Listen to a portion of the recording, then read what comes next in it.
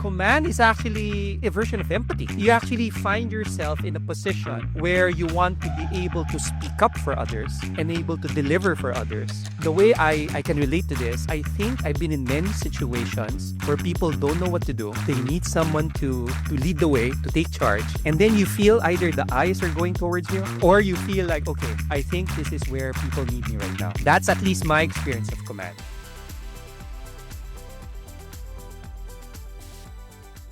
Hello, welcome back to Coach. Today we have a super exciting episode for you. We're talking about command, and I have Leo Castillo with me. Leo, where are you coming in from today? I'm coming in from Manila, specifically Bonifacio Global City.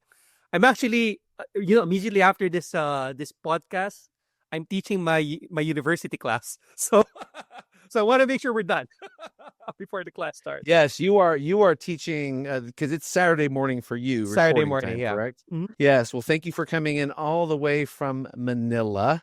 Fun fact, that's where my wife was born. So Leo and I have that in common when I talk to him about it. And I'm due for a visit.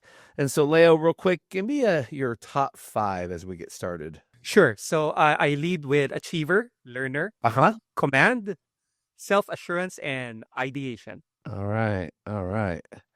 Self-assurance and ideation. All right, everybody. If you didn't hear that, achiever, learner, command, which we're covering today, with a side of self-assurance and ideation coming in strong. Thank you, Leo. And Petchell, how are you today? I'm great. I'm in a central time zone of the U.S. Calling in from Nashville, Tennessee. Nashville on a Friday night. Thank you for taking some time to join us today. Thank you. And Dawn Petchell Luepke, because if anyone's looking for her, that's what you'll find it under. But Petchell is what we're going with, and I want to know your top 5, please. Yeah. Number 1, activator, connectedness, empathy, input, and command. Empathy, input, command. Already so many questions coming up on this profile. All right. So I want to thank you both. This is one of those occasions where I don't share a top 5 with you, but it is my number 7. So I have some familiarity with this strength. So let's dive right in. Petchell, talk to us about command. You got your CliftonStrengths results. This word command comes right in the middle of your top 5. What did you think? How have you been able to develop, grow it? Give us your overall big snapshot of command. Command shows up for me in 3 ways. There is this intuitiveness about command. So not only do I trust my gut feelings, but I take action based on them. And then I own the results, be it success or failure. Secondly, I'd say there's this really intense energy about command that is like my drive to get things done. And I think that people experience that. And thirdly, I would say, and this is where I really impact being around other people, is that there's a confidence about command that really brings energy and energizes and inspires people to move forward. So as a career coach, I bring that command energy to people who are navigating career pivots, job changes.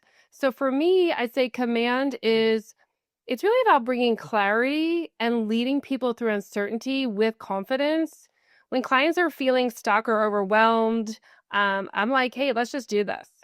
That's just my mindset. We can get it done. And I like clarity. And Brene Brown says being clear is kind and unclear is unkind. And I think I live in that space. And so when there's clarity, we can really move forward. I love it. I have so many questions and comments that I want to make about those 3.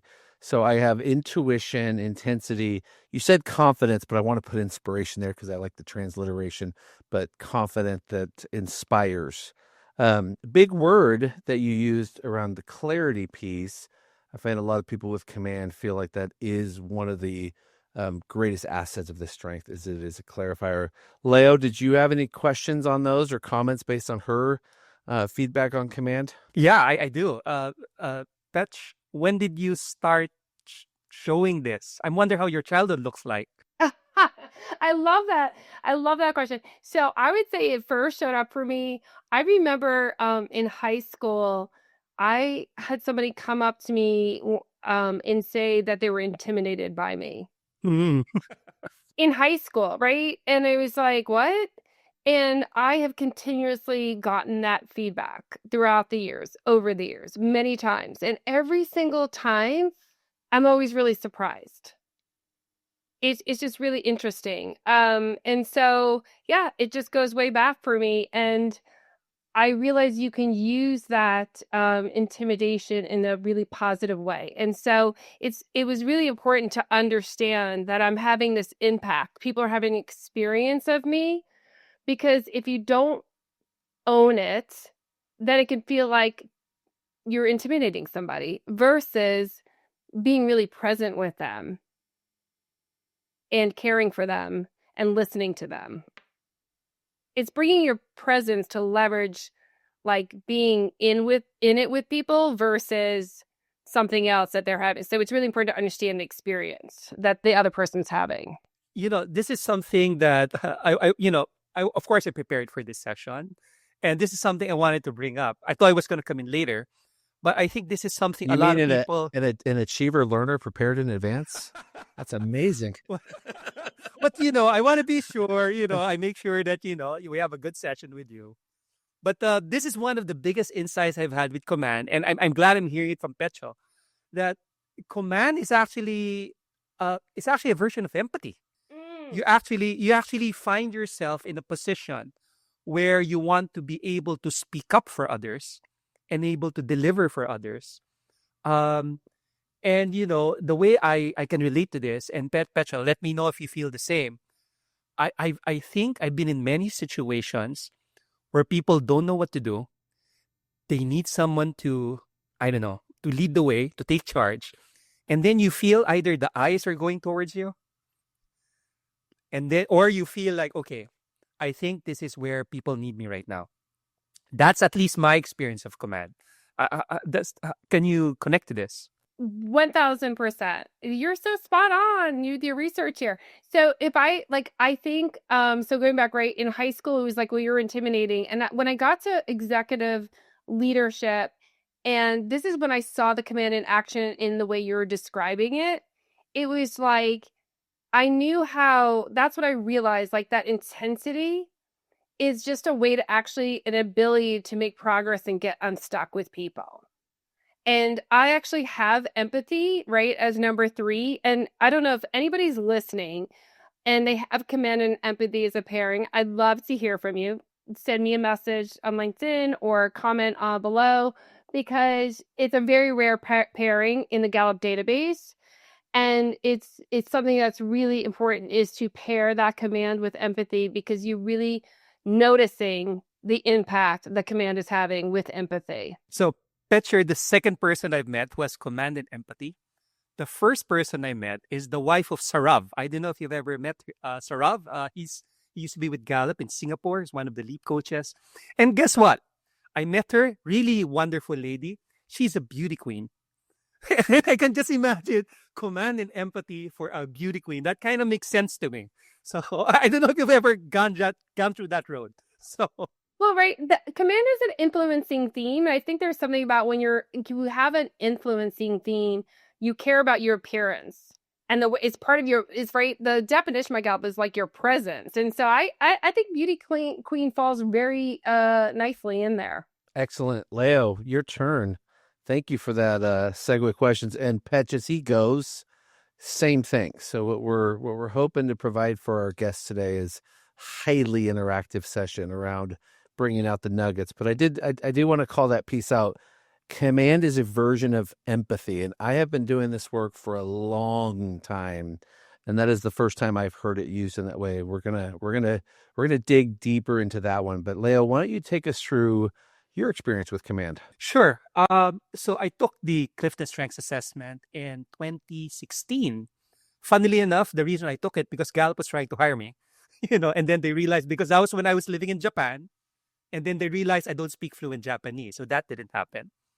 But to be honest, the first time I saw my report, I felt it didn't give me anything I didn't know. I was curious why something like communication didn't show up, because that's the work I do. Why isn't communication here? And then when I got certified, that's when I got it. Oh, now I get it.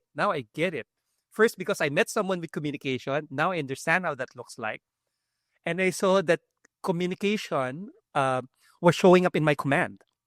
That's what I was doing, Um, okay, so where does command show up for me? Um, well, I've always been somehow been the leader of the group for some reason. When there's a presentation, when there's something that needs to be done, I keep getting elected as mayor of the class. I didn't understand why, to be honest. Uh, and that was something that I didn't know where that came from. And so when I understood command, now I get it. For me, I guess, and this is where the insight with strengths comes in.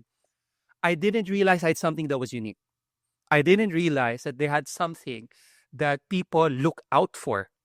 And that's part of what I learned through command. How does it help in my work now? Um, a lot of my work is I actually consider myself more consultant versus as coach. And as consultant, I work with very large organizations. I work with leadership teams. And I seem to be very good talking to executives. I don't get intimidated by them. As you say, Petchell, some days they're intimidated by us. Maybe they can sense it. I'm not going to get intimidated by you. And I think they even know I'm willing to challenge them. And for some reason, I think that's where they respect my voice more, because they know when they speak up, it's not to make them look bad. It's not to be there to appease them, but really to show another perspective. And so that's at least how it looks like for me. Yeah, Leia, I have a question about that. You said you were surprised that you ended up in leadership roles, and people looked at you, and now you get it. So what do you think? What have you done to, now that you really embrace it and understand it and see its value? What were some of those things that you did to really take ownership of using the strength? Okay. It's like going from unaware to aware. So like, Right. what was that process for people who are like, mine's we sometimes say raw and mature, right? Right. Like, so what was that like for you? What's kind of funny for me is that I can't seem to turn it off. So when it showed up for me, I I don't know how it was like without it. So, okay, very quick background. There was a time I resisted it, resisted being in the leadership role, resisted being in front, because I think I was getting the impression that it's easy for you to be judged. I actually wrote down something. I used to live in Japan. There is this statement, Deru kui wa utereru, which is the nail that sticks out gets hammered down. There was a time. There was a time. Oh my gosh. That's like a command motto. I think you just gave us all PTSD. We're all like, oh my Okay, Lord, how many first, times? I'm glad. Oh my gosh. Okay, I'm with my people now. You felt it, right? There were times that when we are trying to stand out and stick out, we were the one who gets judged. We're the ones who get, who are you? You really show up here? Who the heck do you think you are, right? But it's real, and sometimes we're shocked because we know it's not about us. It's not about what we want. It's just that we're seeing something that will help the group. We're seeing that when we speak up, it might make a difference. And sometimes it's shocking when we notice that there are people who don't like that. And so it's easy to be judged by that. And so there was a time I resisted that. And so when I went through my strengths, for me, it was more of a journey for acceptance that, okay, no, this is important. I have something that's valuable. I have something that's different. This is something people need.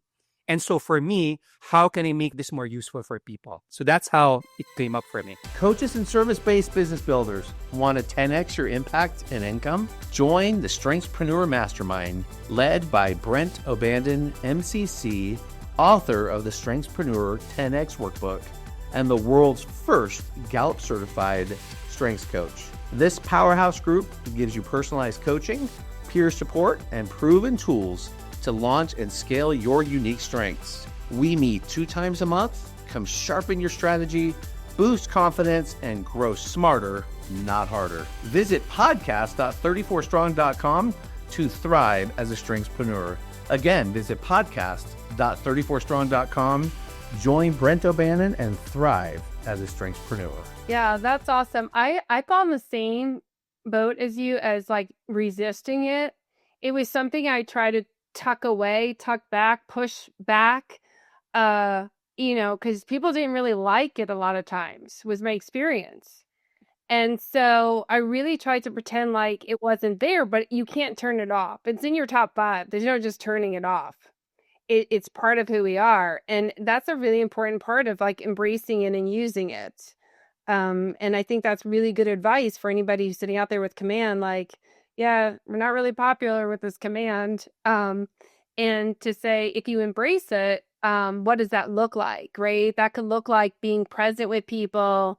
It can be listening to them and tuning into that empathy.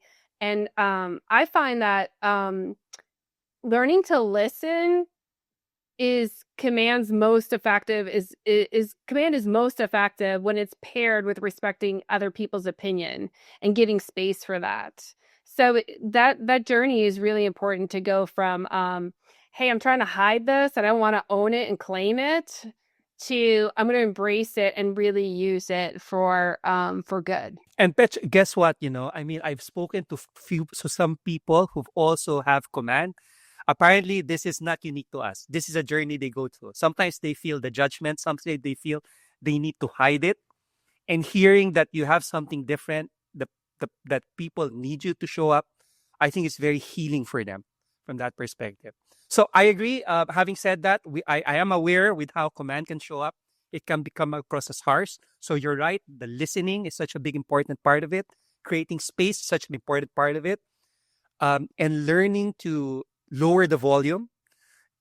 And so that when the volume shows up, it's way more powerful. That's really funny. People would say to me, can you lower some of your decibels? Can you take it down? I had that a lot in like take it down a few decibels, Petchell. Like that's really funny you said that. Yeah, it's really it really is like a megaphone, just natural volume, right? For all of our coaches out there listening, I'm curious if you both can talk to them right now about coaching people with command.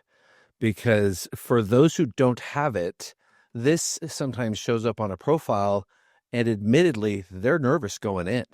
They're thinking, how am I going to coach a person who so naturally can take charge, so naturally can speak up, so naturally can want to drive?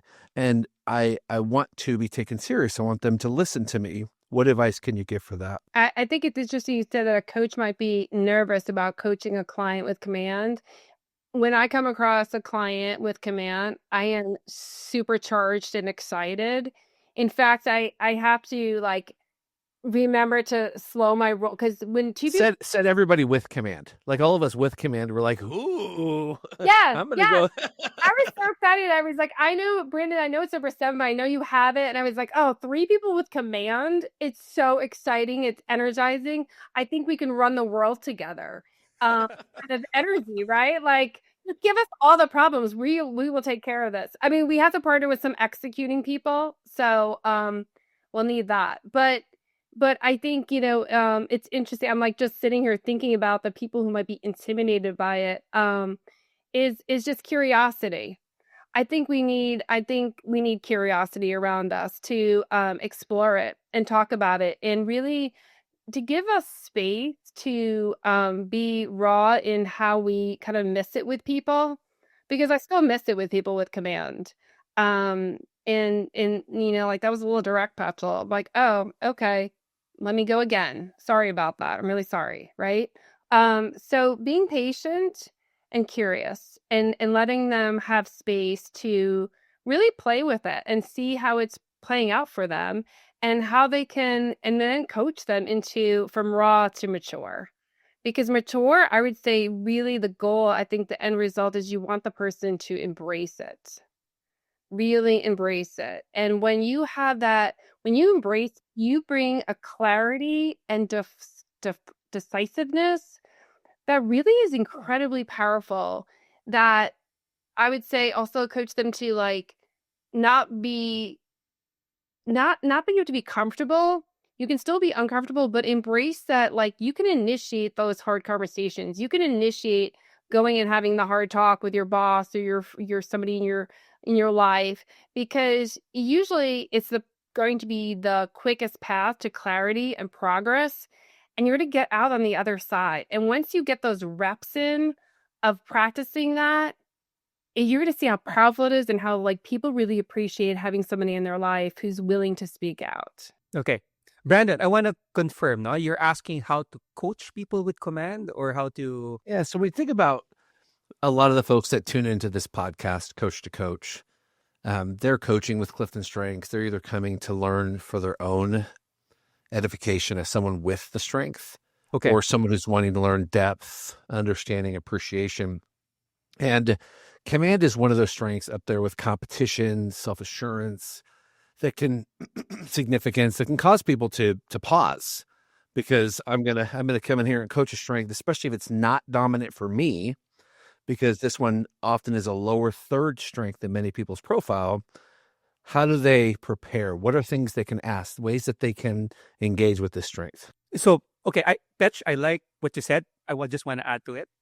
Um, so some things I know when talking to people with command are two things. One is that they're either not aware of their impact or they're very aware of their impact.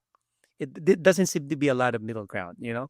Um, and so for those who are not aware of their impact, I think this is a good opportunity to show how it can look like for others. So maybe they're because they're not aware, right? So show how it can look like.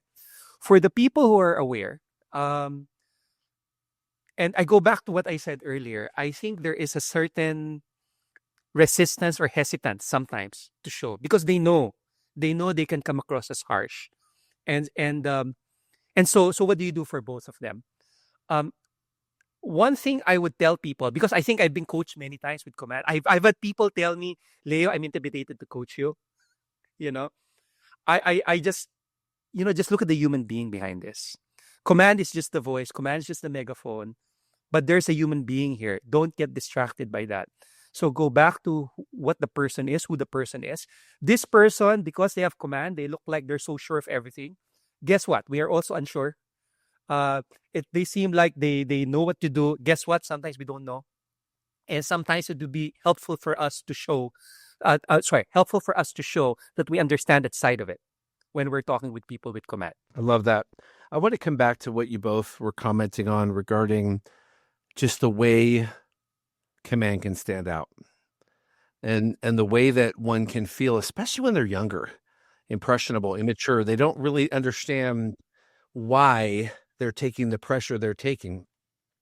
I have of my children, I have a couple who are very high in command, and it has not been lost on me that they seem to have the most disruption with teachers.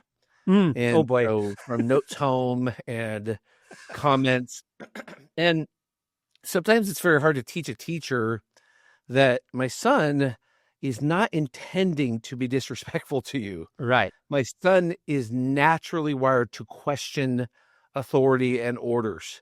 He wants clarification. He wants to know why. And if you don't give it to him, it won't satisfy him. He won't stop. He'll continue to ask. And we are working on this, but this is, and I can explain, this is our son's strengths.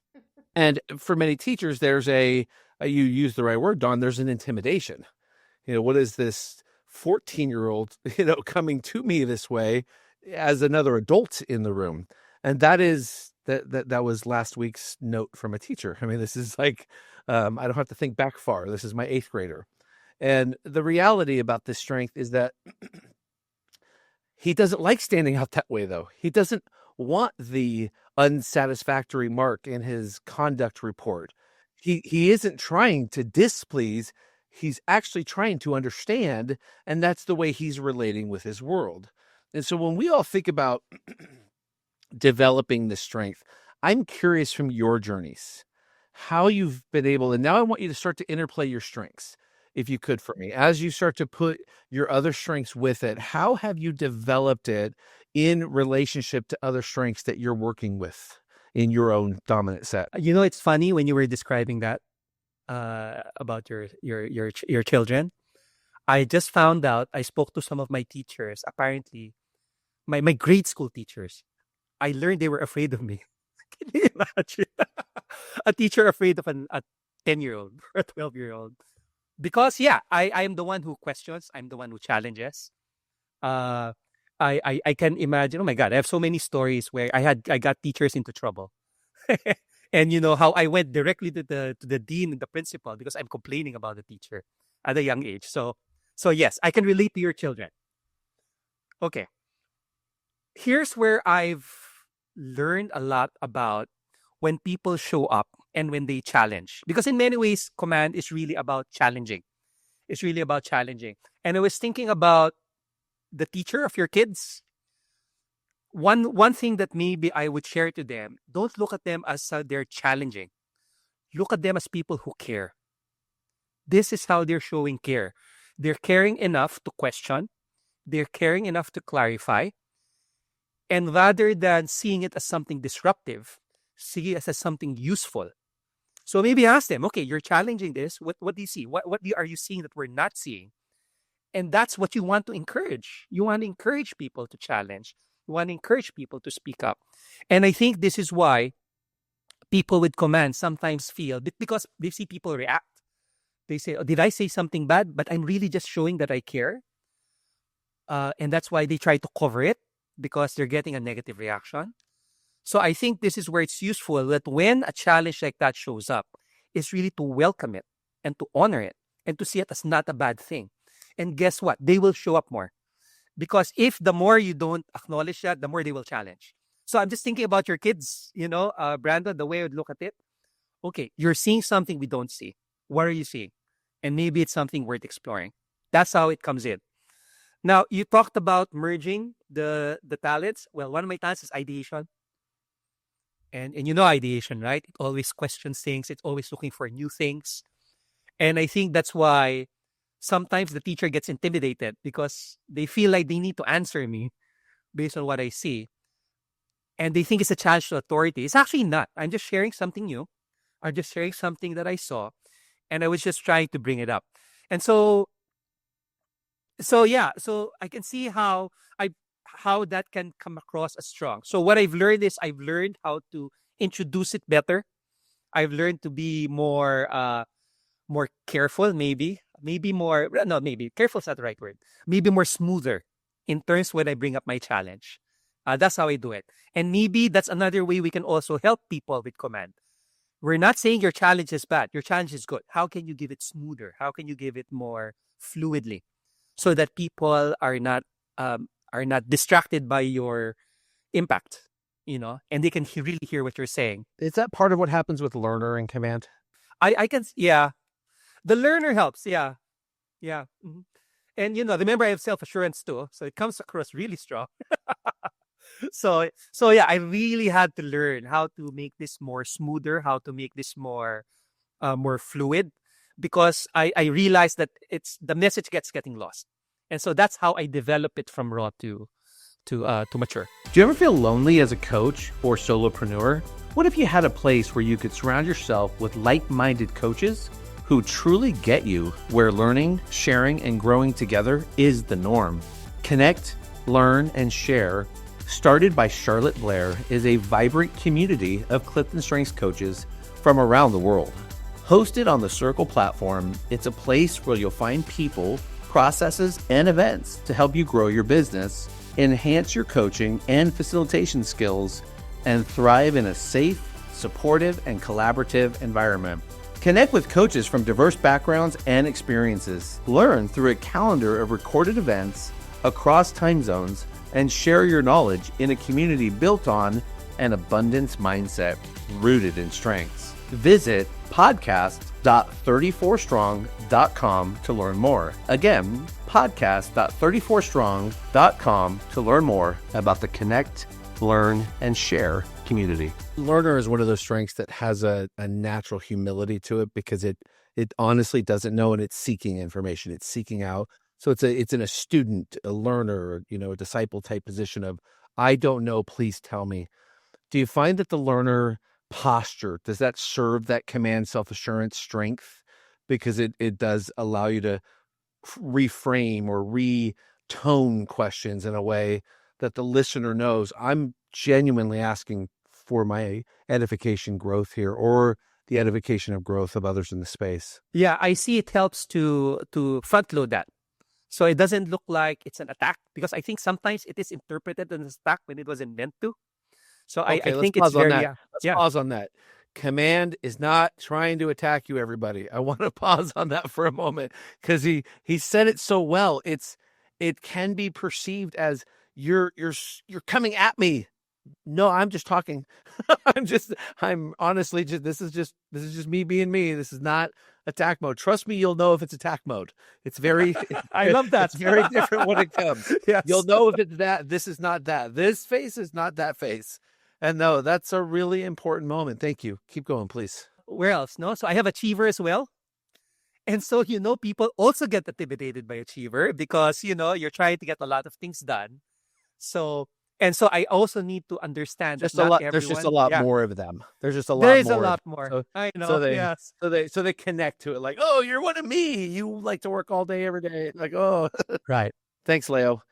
Go ahead, Petchell. I was thinking about a few things from both of your stories, and it really brings me back. When I was a kid, my stepmom used to say to me, "It's not what you say, it's how you say it." And I was like, I don't know what you're talking about. And I'm with you, Brendan. I've been married 17 years, and my husband still says, "You're coming after me." I'm like, no, I'm just talking. I'm literally just talking.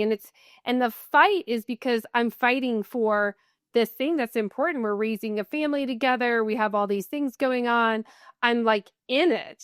And it's my love. Don't you feel the love? And he's like, no, right? And so I would bring you to this concept of intent versus impacts. Whether you're a 14-year-old in school, or you're in raw, or you're trying to shove away and disown your command, it's noticing, like, when you hear people say, like, "Oh, I didn't mean it that way. I'm sorry hurt your feelings. I didn't mean it that way." It's because their intent of what they did or said doesn't line up with the impact for the other person. And you can't take away the impact that the other person's like, "This is my experience over here." And so that's your impact. And so you really need to, a mature command is going to calibrate and notice their impact. And so I would say if you're a 14-year-old in school, or an adult, you need to think about your tone. I think adjusting tone goes a long way. And I don't think someone with command notices their tone. I still, sometimes they're like, people around me are like, "You're really getting ratcheted up right now." I'm like, "Oh, let me like pop," right? I still don't notice it sometimes because there's this passion and this energy to it, right? It's a really intense energy.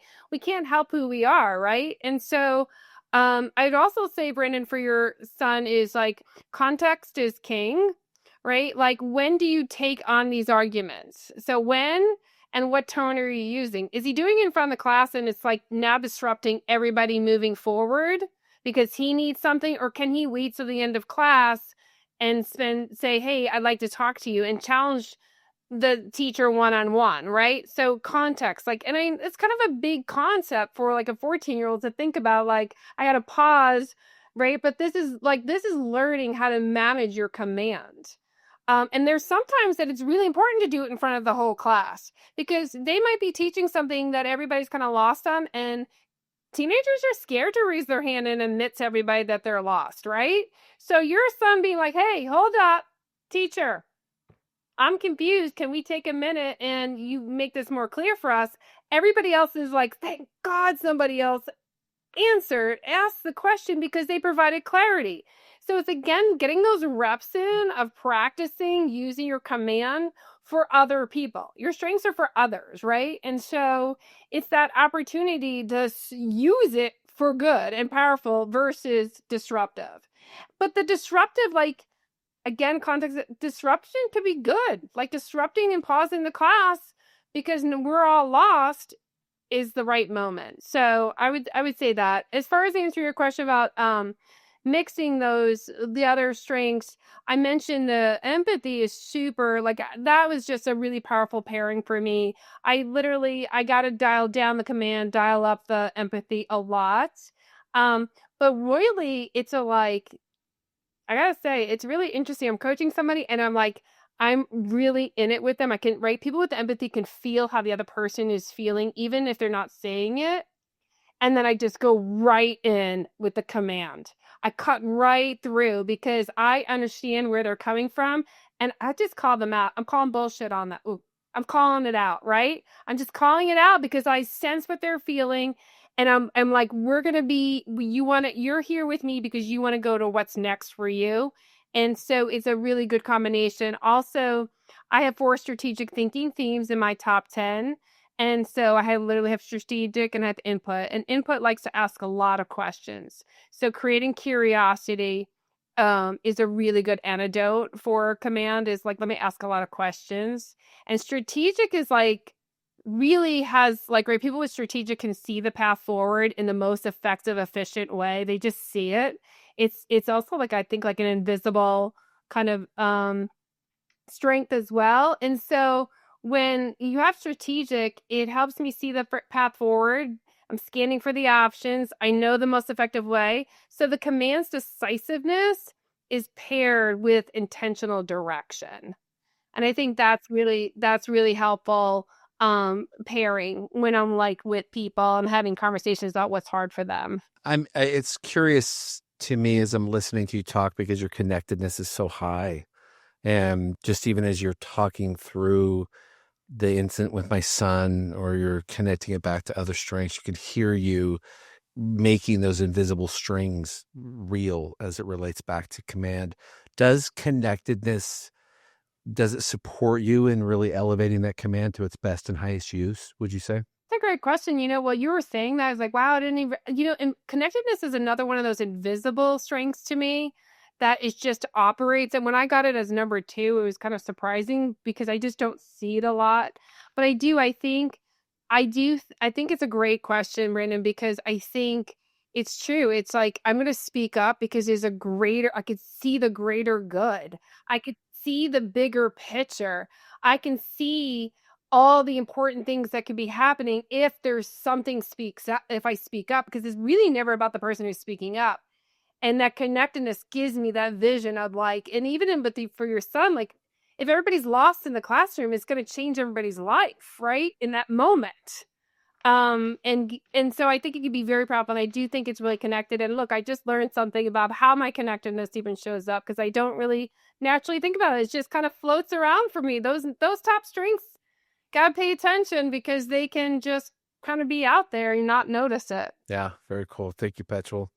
I'm going to come back to you, Leo, and we're rounding the bend on our time today. I want to thank you both for joining us. Leo, coming all the way to us from Manila, and I know there are many coaches in the U.S. that know you from your time out at different events when you travel this way, but could, for the benefit of our listeners around the world, talk to them about what you're doing, where they can find you, how they might connect with you. Sure. Okay. So best ways to get me through LinkedIn. That's where you can find me. Look for Leo Castillo. You'll know it is because it says partner for Fearless Consulting Inc. That's what I do. I work with leaders and teams and organizations to help create high-performing cultures. And so I'll be in the US again. I'll be seeing you, Brandon. I'll be sharing some more new things. So that's how you can find me. So Leo Castillo in LinkedIn. Petchell. I'm also on LinkedIn, Dawn Petchell Luepke, Luepke. Drop me a line. Love to talk to people about their strengths. I'm a career coach for people who are pivoting and just feel some kind of level of disengagement or dissatisfaction at work and not sure why. And usually it's because they're not getting to employ their top strengths. And so I love talking to people about what it looks like for them to be at their best. And once we break that down and we really do a deep dive in their top strengths, then we can start looking about why this job works or doesn't work and what's next for them. Thank you.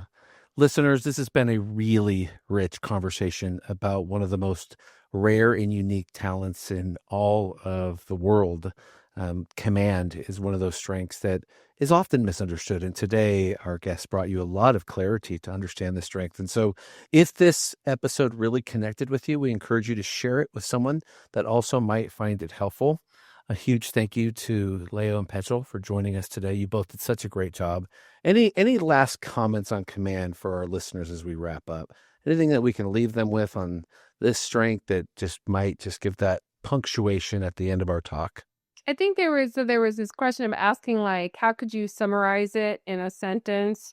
And I would say command is my instinct at full volume, and it also brings a cowbell to the party to rally. Oh, I love it. Yeah, it's like I literally have a cowbell. I bring it places. I can't not ring it to celebrate people. So it brings it to the party. He's laughing at me. I do. I have teenagers. They're just horrified. They're horrified. I'm laughing because my wife has one. So I am laughing because I am married to the person who feels the need to bring the cowbell, and I'm the one going, that's her. That's not me. That's her. Yeah, it's to rally and support the person and brings this energy and excitement for what's next for that person and to celebrate them. I love it. Cowbell energy of command. Leo, any last words for the listeners? Sure. So what is command, no? And I know sometimes command is being seen as being the loudest in the room, but it's really how people care. So if you have command, I would say don't apologize for it. You care. Show that you care. Really, be fearless in how you care. Be bold in how you care. And I think the challenge now is that how can you make sure that people feel your care so that when you give your care, then it will land. So yeah, don't apologize for command. We need people who care. Thank you for caring. Listeners, you heard that here, and thank you again for joining us, and we will see you next time on Coach to Coach.